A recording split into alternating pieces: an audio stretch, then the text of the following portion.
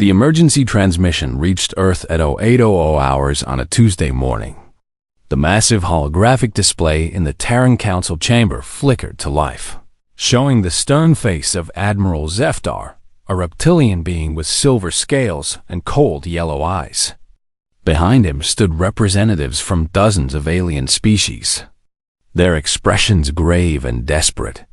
Ambassador Chen sat calmly at the polished metal table, her hands folded as she watched the alien commander speak. She had been Earth's voice to the galaxy for 15 years, and she had never seen the usually proud galactic powers look so frightened. "People of Earth," Admiral Zeftar began, his voice carrying the universal translator's mechanical tone. "The galaxy faces its darkest hour. The void swarm has broken through our outer defenses. 12 systems have already fallen to their endless hunger. Billions are dead." The hologram shifted to show star maps with red zones marking consumed territories. What had once been thriving solar systems now appeared as empty black voids on the display. The swarm was a terrifying enemy that devoured everything in its path, turning planets into lifeless husks and converting all organic matter into more of their kind. "Every civilized species in the galaxy has pledged their fleets to this war," the Admiral continued. "The Volcarian Empire has committed 800 warships. The Mechanoid Collective has provided their entire automated defense grid. Even the peaceful Etherians have offered their medical ships and supply vessels." Chun watched without expression as the alien leader listed the contributions of species after species. All of them had one thing in common. They'd all voted to exclude humanity from the Galactic Federation 50 years ago. The reason given was that humans were too violent, too unpredictable, too dangerous to be trusted with galactic civilization. "We require Earth to provide 200 ships, 5 million soldiers, and access to your industrial capacity," Admiral Zeftar announced. "The survival of all intelligent life depends on unity in this dark time." The transmission ended, and the chamber fell silent. The other human council members looked to Ambassador Chun, waiting for a response. She stood slowly, her face showing nothing but calm resolve. "Computer, open a return channel to the Galactic War Command," she said. The holographic display activated again, showing the same group of alien leaders. Admiral Zeftar leaned forward eagerly, clearly expecting immediate compliance. "Admiral," Chen began, her voice steady and clear, "I have reviewed your request for military assistance. After careful consideration, the Terran Council has reached a unanimous decision." "Excellent," the Admiral replied, his scaled lips forming what might have been a smile. "When can we expect your first fleet to arrive at the staging area?" "You cannot," Chun said simply. "Earth refuses to participate in this war." The silence that followed was deafening. Several alien representatives began speaking at once, their voices rising in panic and anger. Admiral Zeftar raised a clawed hand for quiet. "I do not think you understand the gravity of this situation," he said, his yellow eyes narrowing. "This is not a request. This is a matter of galactic survival. Every species must contribute." Chan's expression did not change. For 50 years, the Galactic Federation has made it clear that humanity is not welcome in galactic affairs. "You called us primitive warmongers. You banned our ships from your trade routes. You refused our requests for scientific cooperation. You denied us membership in every galactic organization." "That was different," protested Chancellor Vexthara of the Meridian Coalition. "This is an extinction-level threat. Old grievances must be set aside." "Old grievances?" Chen's voice carried a hint of steel now. "You did not call it old grievances when human colonies requested aid during the Titan Plague outbreak. You did not call it old grievances when we offered to share our medical advances freely with all species. You called it being properly excluded from civilized society. Admiral Zephyr's scales bristled with anger. You would condemn billions of innocent lives because of hurt feelings? No, Chun replied calmly. We would simply follow the precedent you set. Earth takes care of Earth. The galaxy takes care of the galaxy. You made that very clear to us. The alien commander stood abruptly, his massive form towering over the other representatives. If you will not join willingly, perhaps economic pressure will change your mind. Trade sanctions, blockades of your shipping routes, isolation from all galactic commerce. Chun actually smiled at this threat. Admiral, Earth is not engaged in galactic trade for over 200 years. Your sanctions were imposed long before this crisis began. We have been completely self-sufficient since your last attempt to starve us into submission. Military blockade, then, the Admiral snarled. We will station fleets around your system until you see reason. You are welcome to try, Chun said, her voice still perfectly calm. Though I should point out that any hostile military action against Earth will be met with appropriate defensive measures. The other aliens began arguing among themselves in rapid, panicked voices. Some demanded immediate action against Earth. Others worried about fighting a war on two fronts. A few suggested offering concessions to gain human cooperation. Admiral Zephyr turned back to the display, his composure cracking.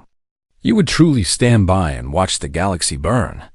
Your own species came from these stars originally. We are all connected by the same ancient origins.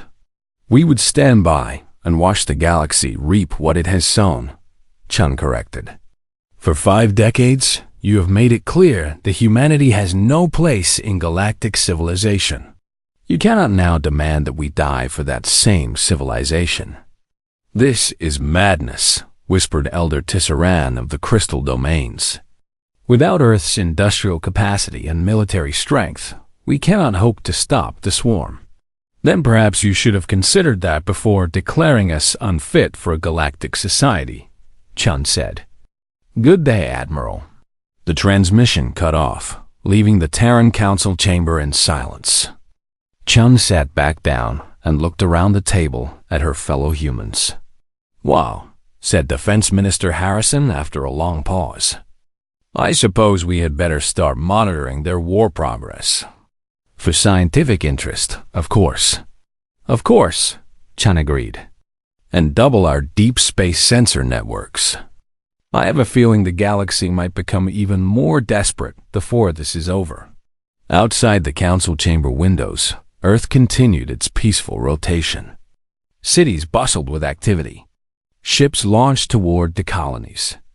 Children played in parks under blue skies. The galaxy might be burning, but humanity had learned to tend their own garden well. 6 months had passed since Earth's refusal, and the war was going badly for the galaxy. The Void Swarm had consumed 23 star systems, and their advance showed no signs of slowing. What made it worse was how they fought. The aliens had expected a traditional war with battle lines and predictable tactics. Instead, they faced an enemy that adapted and evolved with terrifying speed. Admiral Zephyr stood in the command center of the massive battle station, Nexus Prime, watching the latest reports flow across the tactical displays. Each red marker on the star map represented another fallen world. The numbers were getting harder to look at every day. Sir, we have confirmed the loss of the Valorian system, reported Captain Cressix, an insect-like being with 4 arms and compound eyes. The defending fleet was completely absorbed by the swarm. They now have access to Valorian shield technology, which means our current defensive systems are already obsolete, Admiral Zephyr said grimly. They study everything they consume. Every ship they destroy makes them stronger. The war room fell silent except for the constant chatter of communications from across the galaxy. Refugee fleets filled every available space in the inner systems. Food and medical supplies were running low.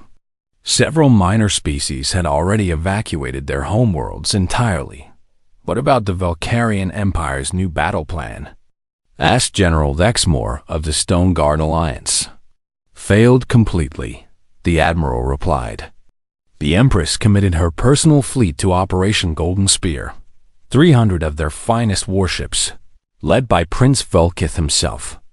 The swarm tore through them in less than 4 hours. The assembled military leaders exchanged worried glances. The Valkyrian Empire had the most advanced navy in the galaxy. Their ships were works of art as much as weapons of war, equipped with energy shields that could stop almost any attack. If they could not stand against the swarm, what hope did anyone else have? The Mechanoid Collective is requesting permission to evacuate their core worlds, Captain Cressix reported. They calculate only a 12% chance of successful defense. Admiral Zefter's scales darkened with anger. The mechanoids were pure logic beings, machines that calculated probabilities with perfect accuracy. If they said the odds were that bad, then the odds were that bad. Denied, he growled. Every system we abandon gives the swarm more resources. We hold the line or we all die. Sir, a new voice interrupted. Commander Ythara of the Etherian Medical Corps stepped forward, her translucent blue form shimmering with nervousness. Perhaps it is time to reconsider the Earth situation. The war room erupted in angry voices. Several species had lost billions of citizens already. The idea of crawling back to the humans who had refused to help was humiliating. Never, declared General Dexmore, his rocky exterior bristling with embedded weapons. We do not negotiate with primitives who lack honor. Honor will not save us, Commander Euthora replied softly. The humans have industrial capacity we need. Their military technology is different from ours. Perhaps different enough to surprise the swarm. Admiral Zefter held up a clawed hand for silence. He had been thinking the same thing for weeks, but the political implications were staggering. Going back to Earth would mean admitting that the galaxy needed the humans they had rejected. What do you propose? He asked carefully. A surgical strike, General Dexmore said suddenly. Not against Earth directly. Against their interests. Make them think the swarm has reached human space. The room went quiet as everyone processed this idea. It was dangerous, but it might work. If the humans believed they were under attack, surely they would have to join the war. Explain, the Admiral ordered. We know their shipping routes, the General continued. Their colony supply runs follow predictable patterns. We intercept one of their civilian transports in neutral space. Use modified swarm biosignatures to make it look like an advanced scout attack. You are talking about murdering innocent civilians, Commander Ythar protested. The humans will investigate. They will discover the truth. Will they? General Dexmore asked. Their intelligence networks are limited to their own space. They have no deep space monitoring in the Outer Rim territories. By the time they can investigate, the evidence will be gone. Admiral Zeftar studied the tactical displays while he considered the plan. It was risky and morally questionable, but the alternative was watching the galaxy die. The swarm would reach the inner systems within a year at their current pace of advance.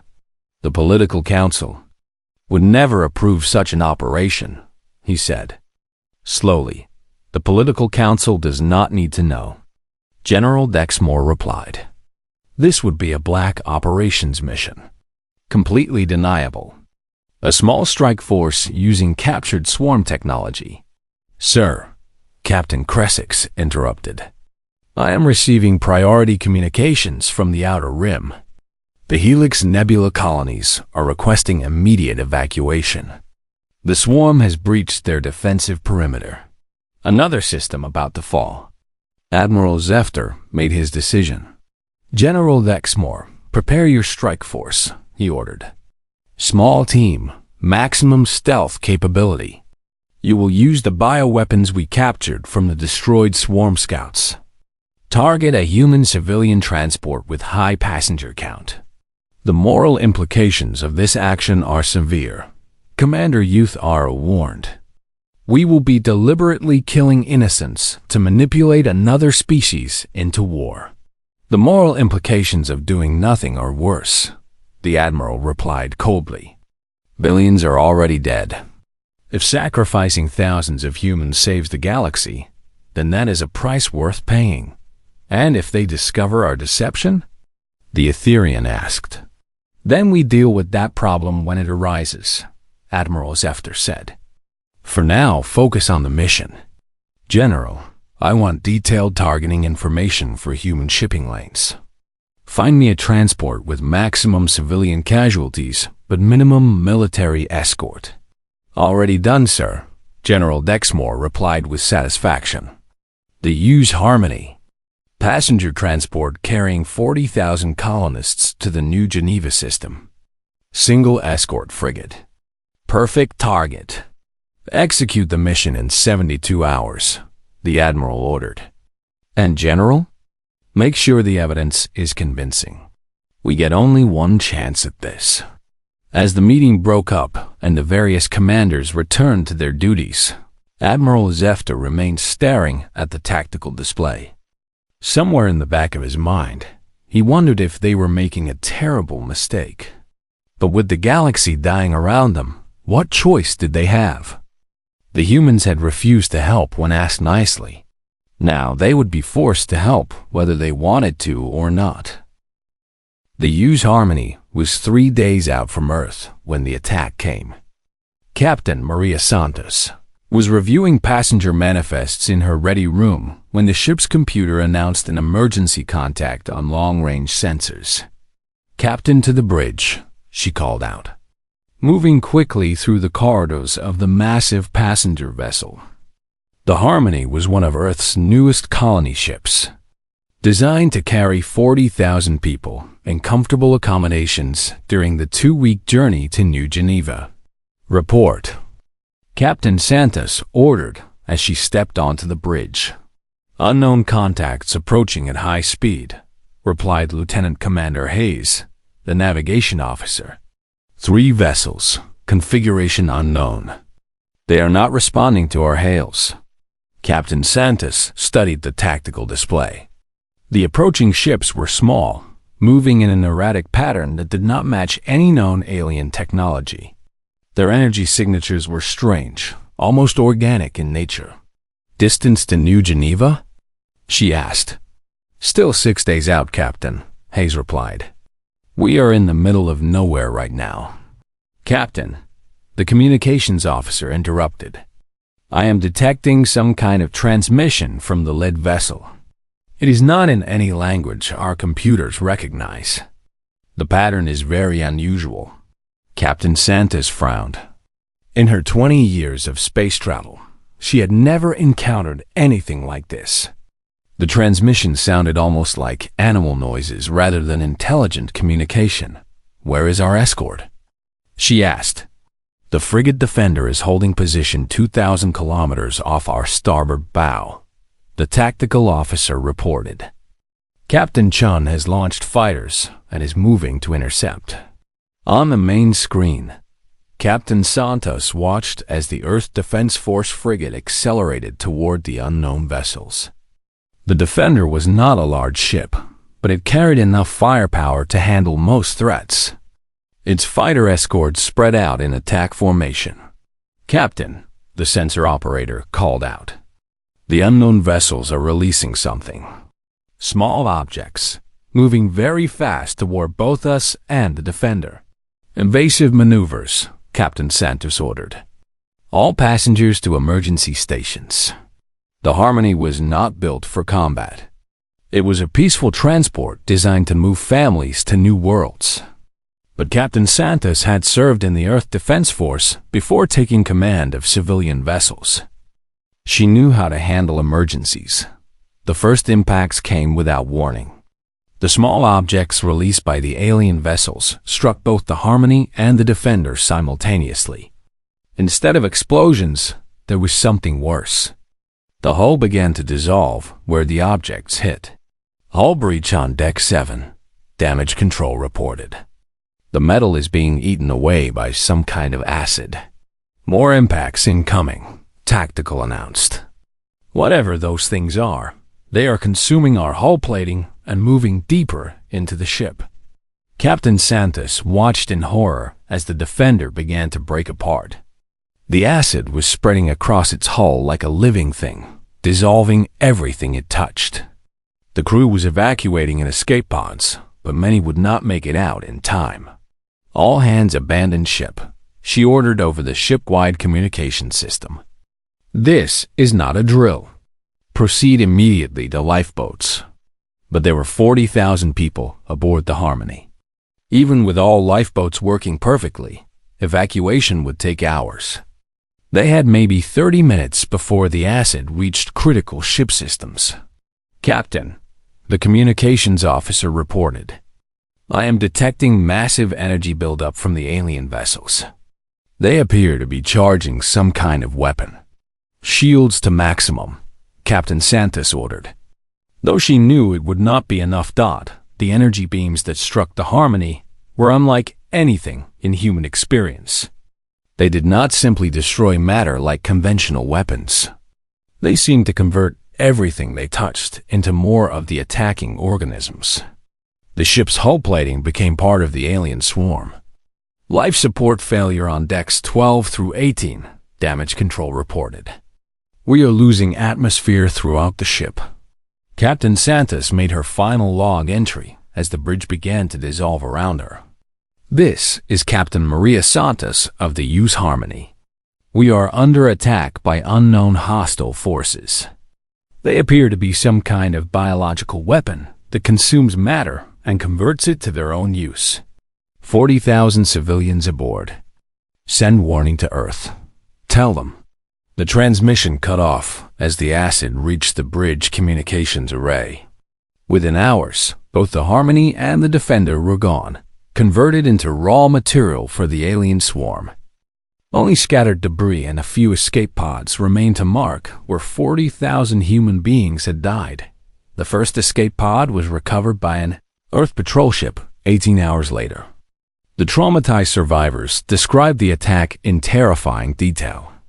The organic ships, the acid that ate through metal, the strange animal-like communications. Everything matched the intelligence reports about the void swarm that was devastating the galaxy. The news reached Earth within 24 hours. The Terran Council convened an emergency session to review the evidence. Defense Minister Harrison stood before the assembled representatives, his face grim as he presented the intelligence analysis. The attack pattern matches known void swarm behavior, he reported. The bioacid compounds, the organic ship designs, the conversion of matter into swarm biomass. Everything indicates that advanced scouts have reached human space. Ambassador Chun studied the data displays carefully. Something felt wrong about the whole situation. The swarm had never operated this far from their main force before. The attack seemed almost too convenient, coming just months after the galaxy had demanded human participation in the war. What about the energy weapon signatures? She asked. Consistent with swarm technology, Harrison replied. Though there are some unusual readings. Our sensors detected trace amounts of metals that do not match known swarm composition. Such as? Chun pressed. Titanium vanadium alloys commonly used in Valkyrian ship construction. And crystalline compounds from mechanoid manufacturing processes. Chun felt a cold realization forming in her mind. Are you saying the attackers were using galactic military technology? The readings are consistent with that possibility, Harrison admitted reluctantly. But it could also mean the swarm has consumed galactic vessels and integrated their technology. Or it could mean the attack was not carried out by the swarm at all. Chun said quietly. The council chamber fell silent as the implications sank in. If the galaxy had staged a false attack to force Earth into the war, then they had just murdered 40,000 innocent humans to advance their political goals. We need more evidence before making accusations, President Martinez said carefully. But we also need to prepare for the possibility that we have been deliberately provoked. What do you recommend? Chun asked. Full military alert, the president replied. And activate the deep space monitoring networks. If the galaxy wants to play games with human lives, they are about to discover what humanity is truly capable of. Defense Minister Harrison nodded grimly. I will begin implementation of Protocol 7 immediately. What is Protocol 7? Asked one of the newer council members. Something we hope never to use, Harrison replied. The full mobilization of Earth's war machine. Every resource, every ship, every weapon we have spent 2 centuries building in secret. Ambassador Chun stared at the tactical displays showing the debris field where 40,000 humans had died. Whether the attackers were the real swarm or galactic military forces using false flags, the result was the same. Humanity had been attacked, and humanity never forgot those who shed human blood. The galaxy was about to learn why Earth had been excluded from galactic civilization. Not because humans were too weak to matter, but because they were too dangerous to control. President Martinez stood on the steps of the Global Parliament building in Geneva, looking out at the crowd of reporters and diplomatic representatives from across human space. Behind her, the flags of every Earth colony fluttered in the morning breeze. Above, the sky was filled with ships as humanity's hidden fleets took their positions. Citizens of Earth and our colonies, she began, her voice carrying clearly through the morning air. 3 days ago, 40,000 innocent humans died in an unprovoked attack in the Tau Ceti system. The attackers attempted to make this appear to be the work of the void swarm that threatens the galaxy. She paused, letting the weight of her words sink in. Around the world, billions of humans watched the broadcast. In distant star systems, colonists gathered around communication screens. This was the moment that would define humanity's future. However, our investigation has revealed the truth, President Martinez continued. The attack on the UES Harmony was not carried out by alien swarm creatures. It was a carefully planned military operation using modified galactic technology. The energy weapon signatures, the hull composition analysis, and the tactical patterns all point to one conclusion. The crowd began to murmur as reporters realized what she was about to say. The Galactic Federation deliberately murdered 40,000 human civilians in a false flag operation, designed to force Earth into their war, the president announced. They killed our children to manipulate us into fighting their battles. The reaction was immediate and electric. Reporters shouted questions. Diplomatic representatives from various colonies looked stunned. But President Martinez was not finished. For 50 years, the galaxy has made their position on humanity very clear, she said, her voice growing harder. They called us primitive. They called us warmongers. They excluded us from their councils, their trade, their civilization. When we offered to share our medical advances, they refused. When our colonies needed help during crises, they ignored our pleas. She gestured to the sky, where the shapes of massive ships were becoming visible even in daylight. But when their war began to go badly, they came begging for our help. When we refused, they decided to force us to participate by murdering our people. They wanted to see what humanity looks like in wartime. Today, they get their wish. The camera feed switched to show massive orbital platforms emerging from concealment around Jupiter and Saturn. The structures were enormous, clearly built over decades in complete secrecy. Weapon arrays that could destroy moons rotated slowly in the sunlight. For 2 centuries, while the galaxy dismissed us as irrelevant, humanity has been preparing, President Martinez explained. Not for conquest, but for the day when someone would threaten our survival. We built fleets in the darkness between worlds. We developed weapons that exist nowhere else in the galaxy. We prepared for war while hoping never to use what we created. More ships became visible, emerging from stealth fields that had hidden them for generations. The designs were unlike anything in galactic databases. Sleek, predatory vessels that moved through space like living things. Massive carriers that could launch thousands of fighter craft. Battleships armed with weapons that converted matter directly into energy. The galaxy wanted to know what human fury looks like, the president continued. They are about to find out, but not in the way they expected. The scene shifted to show Admiral Sarah Mitchell, commander of Earth's Deep Space Forces, standing on the bridge of the flagship, UES Retribution. The ship was a kilometer long and bristled with weapon systems that had never been tested in combat. The first targets will not be the Void Swarm, Admiral Mitchell announced to her crew.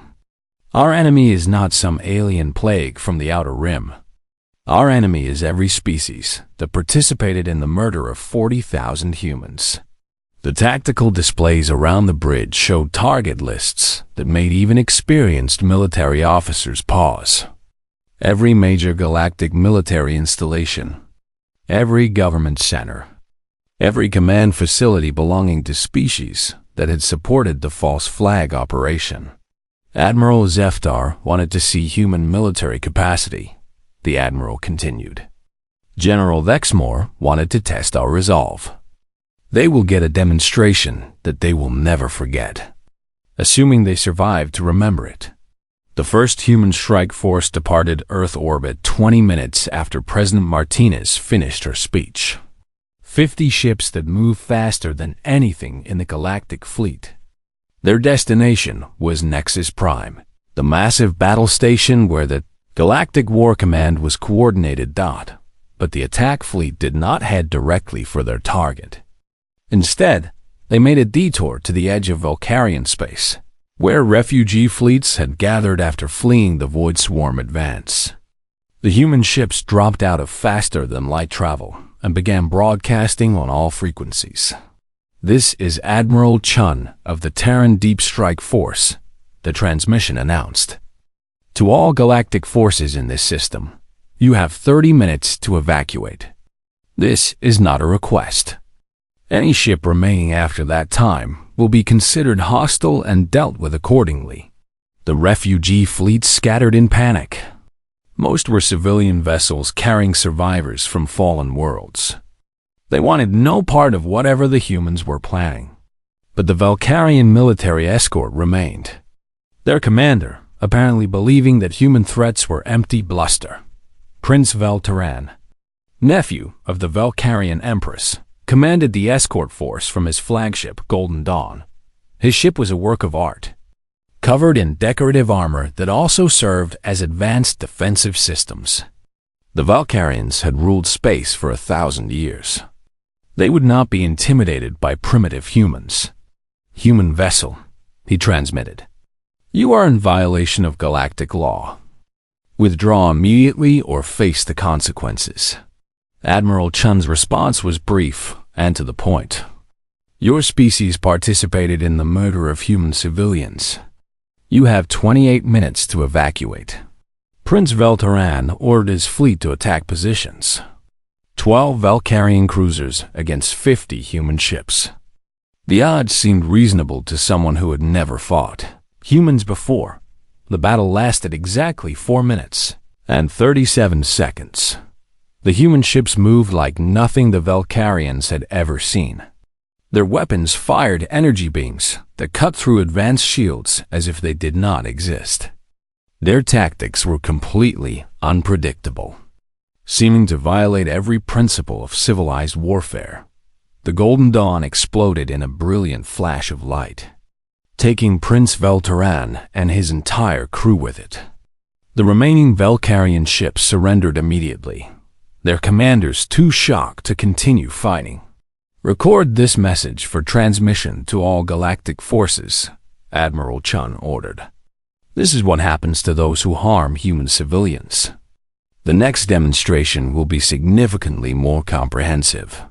Back on Earth, President Martinez concluded her speech with words that would echo across the galaxy for generations to come.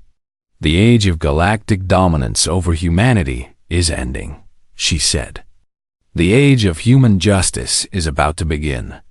To every species that participated in the Tau Ceti massacre, to every government that approved the murder of our people, we deliver this message. You wanted war with humanity. Now you have it." The transmission ended, but the human ships continued to emerge from hiding. Thousands of vessels that had been built in secret over 2 centuries of preparation. The sleeping giant of Earth had finally awakened, and its fury would reshape the galaxy forever. The war that followed was unlike anything the galaxy had ever witnessed. Human fleets did not engage in the grand battle formations that dominated galactic military doctrine. Instead, they struck like ghosts in the night, appearing without warning to destroy targets, with surgical precision before vanishing back into the darkness. Admiral Zeftar stood in the ruins in his command center on Nexus Prime, watching the reports flow in from across the galaxy. In just 6 weeks, human forces had crippled the military infrastructure of every major power, not through massive invasions, but through targeted strikes that left entire fleets helpless. "Sir, we have lost contact with the Hegemony Fleet," reported what remained of his staff. Their flagship was destroyed while docked for repairs. The humans somehow infiltrated the shipyard and planted explosives throughout the facility. "What about the mechanoid defensive grid?" the Admiral asked. "Completely compromised. The humans introduced some kind of computer virus that turned their automated systems against them.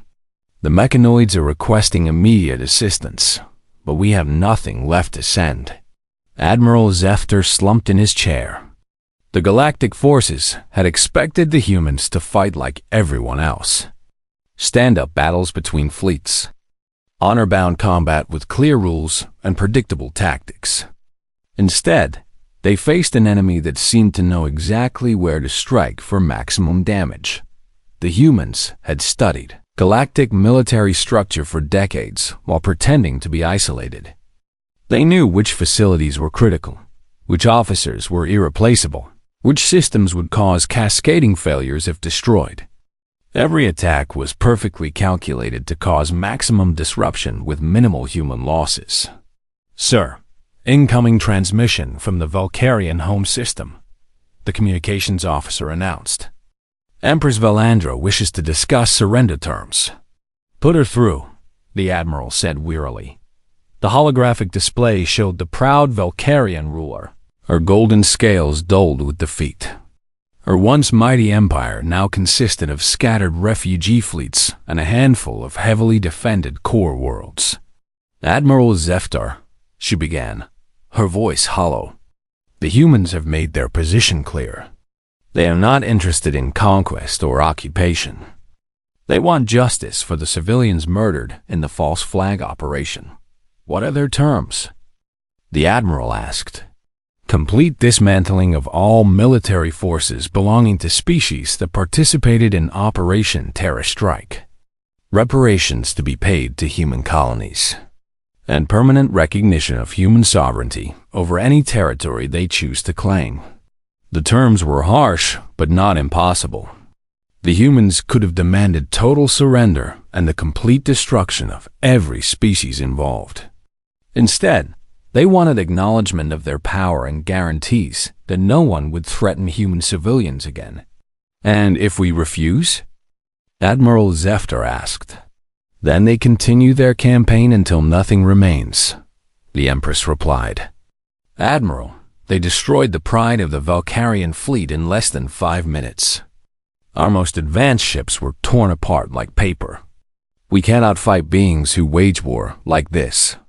Admiral Zeftar looked around his damaged command center. Half his staff was dead. His fleets were scattered wreckage. The Galactic Alliance he had spent his career building was crumbling as species after species surrendered to avoid further human retaliation. "There is more," the Empress continued. "The humans are not just fighting us. They are hunting the Void Swarm as well. This news surprised the Admiral. Intelligence reports had suggested the humans were ignoring the swarm threat entirely while focusing on galactic targets. "Explain," he ordered.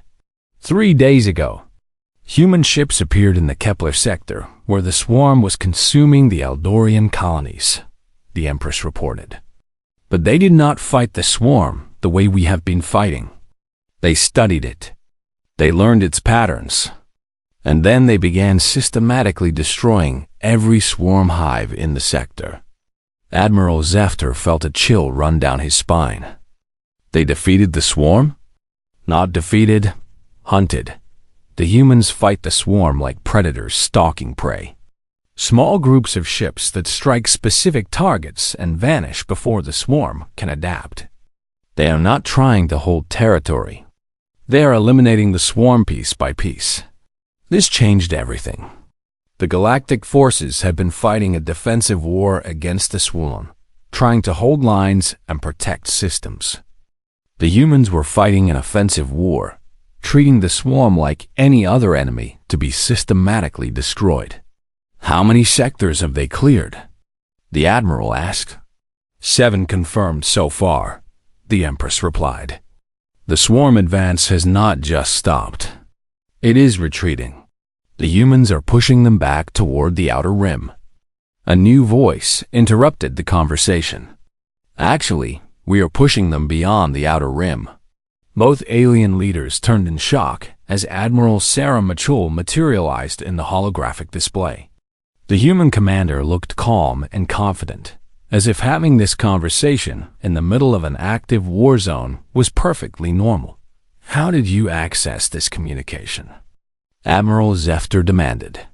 "We have been monitoring galactic communications for weeks," Admiral Mitchell replied. "Your encryption is surprisingly easy to break once you understand the mathematical principles involved.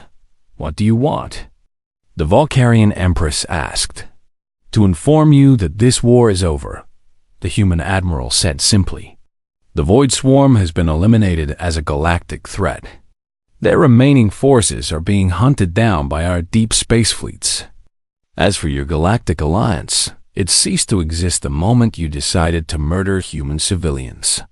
Admiral Zefter leaned forward desperately. "We can make amends. Reparations, trials for those responsible, anything you demand." "The reparations have already been collected," Admiral Mitchell replied. "The trials will be conducted according to human law. As for amends, you can start by evacuating any system where humans decide to establish colonies." "You would claim territory throughout the galaxy?" the Empress asked. "We would claim any territory we choose," the Admiral corrected. "The old galactic order is finished. Humanity will establish new rules for this galaxy. Rules that include harsh penalties for anyone who threatens human civilians." The transmission shifted to show vast human fleets moving through space. Colony ships accompanied by military escorts, heading for star systems that had never seen human presence before. The ships were carrying millions of settlers, ready to establish new worlds under human protection. "Your species made one critical error in judgment," Admiral Mitchell continued. "You assumed that because humanity was excluded from your galactic society, we were weak and isolated. In reality, we spent those centuries becoming strong enough that we would never need your society. What happens to us now?" Admiral Zefter asked quietly. "You continue to exist under human oversight," the Admiral replied. "Your military forces will be reduced to system defense only. Your governments will report any threats to human interests immediately. Your species will contribute to the reconstruction of what you destroyed. And if we refuse?" the Vulcarian Empress asked. "Then you join the Void Swarm in extinction," Admiral Mitchell said with casual certainty. "The choice is yours. Accept human leadership of the galaxy, or be removed as a threat to galactic peace." The holographic display switched to show the final battle against the Void Swarm's central hive. Human ships darted around the massive biostructure, their weapons cutting through organic armor with surgical precision. The battle was not a desperate struggle for survival. It was an extermination operation carried out with clinical efficiency. This is how humans wage war when you threaten what we protect, Admiral Mitchell explained. Complete, merciless, final. The galaxy wanted to see human fury unleashed without restraint. You have seen it. Those who cooperate with the new order will prosper. Those who resist will be eliminated. The transmission ended, leaving Admiral Zephyr and Empress Valandra in stunned silence. Outside the command center windows, human ships could be seen patrolling the space around Nexus Prime. The Galactic Age was over. On Earth, President Martinez addressed the planet once more. The threat to human civilization has been eliminated, she announced. The galaxy is now under human protection. Our children will grow up in a universe where no one dares to harm them. The age of human ascendancy had begun, and the galaxy would learn to live under the protection of the species they had once dismissed as primitive warmongers. Humanity had finally taken their place among the stars, not as supplicants begging for acceptance, but as the dominant power that others begged to appease.